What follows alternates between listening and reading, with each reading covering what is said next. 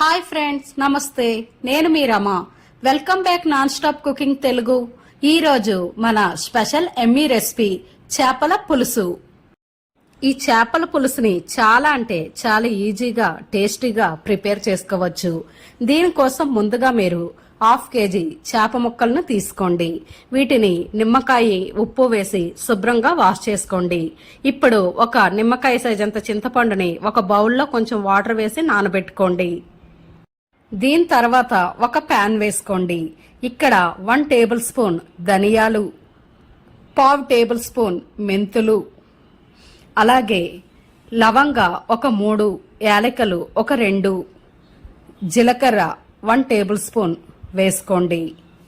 ఇలా వేసుకొని వీటిని లో ఫ్లేమ్లో బాగా ఫ్రై చేసుకోండి. ఇది కొంచెం గోల్డెన్ కలర్ వచ్చాక స్టవ్ ఆఫ్ చేసి మిక్సీలో వేసుకోండి. దీని తర్వాత ఒక ప్యాన్ వేసుకోండి.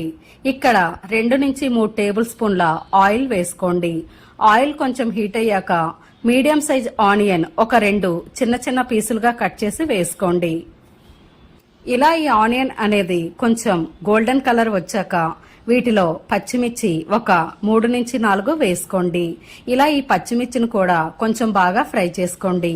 ఇప్పుడు ఇందులోకి మనం ginger garlic paste 1 tablespoon వేసుకోవాలి. ఇలా జింజర్ గార్లిక్ పేస్ట్ వేసుకొని పచ్చివాసన పోయే వరకు బాగా ఫ్రై చేసుకోండి. ఇలా వీటిని బాగా ఫ్రై చేసిన తర్వాత ఇందులో మీడియం సైజ్ టమాటా ఒక 2 ఇలా చిన్న చిన్న పీసులుగా కట్ చేసి వేసుకోండి. ఇలా టమాటాను కూడా వేసుకొని బాగా కలుపుకోండి. అలాగే ఇందులో సాల్ట్ మీ టేస్ట్కి తగినంత వేసుకోండి. ఇలా సాల్ట్ కూడా వేసుకొని వీటిపైన మూత పెట్టుకోండి. ఇలా ఆనియన్ టమాటా బాగా మగ్గిన తర్వాత ఇందులోకి మనం కారం వేసుకోవాలి. ఇక్కడ కారం అనేది 1.5 స్పూన్ వేసుకోండి. మనం చేసే చేపల పులుసులోకి పులుపు, కారం, సాల్ట్ కరెక్ట్ గా సరిపోతే టేస్ట్ అనేది చాలా అంటే చాలా బాగుంటుంది. ఇలా కారం కూడా వేసి బాగా కలపండి.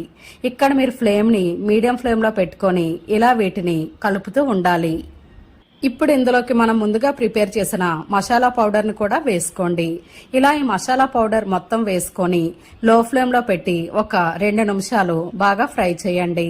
ఇలా ఈ మసాలాలోంచి కొంచెం ఆయిల్ తేలే వరకు వీటిని బాగా ఫ్రై చేసుకోండి. ఇలా వీటిని బాగా ఫ్రై అయిన తర్వాత ఇందులోకి మనం ముందుగా క్లీన్ చేసి పెట్టుకున్న చేప ముక్కల్ని వేసుకోవాలి. ఇలా మీరు చేప ముక్కలు అన్నింటినీ వేసేసుకోండి. ఇలా వేసుకున్న తర్వాత మనం ముందుగా నానబెట్టిన చింతపండు రసాన్ని ఇలా పిండి వేసుకోండి. ఇలా చింతపండు గుజ్జు మొత్తం వేసుకోండి. చింతపండు గుజ్జు మొత్తం వేసిన తర్వాత ఇందులోకి 1 కప్పు వాటర్ వేసుకోండి. ఇలా వాటర్ వేసి ఒకసారి ఈ చేప ముక్కలన్నింటినీ బాగా కలుపుకోండి. ఇలా కలుపుకొని వీటిపైన మూత పెట్టుకోండి.